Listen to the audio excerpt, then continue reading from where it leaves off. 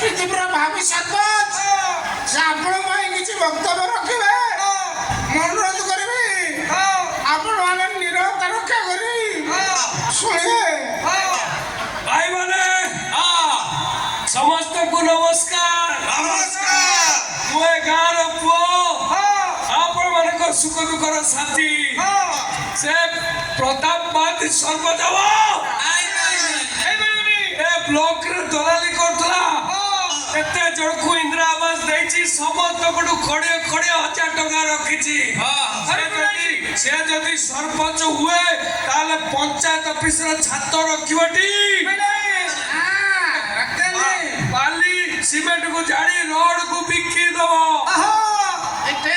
ବିଚାର ଆପଣମାନଙ୍କ ହାତ ହେଲେ ଭୁଲିବେନି ଚାଷୀ ଉରୁଡ଼ିଲେ ବରଷେ ଭୋଟର ଉରୁଡ଼ିଲେ 5 ବର୍ଷ।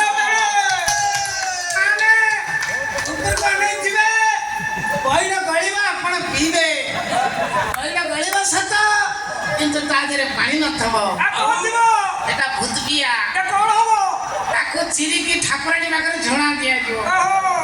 ତେଣୁ ଆପଣ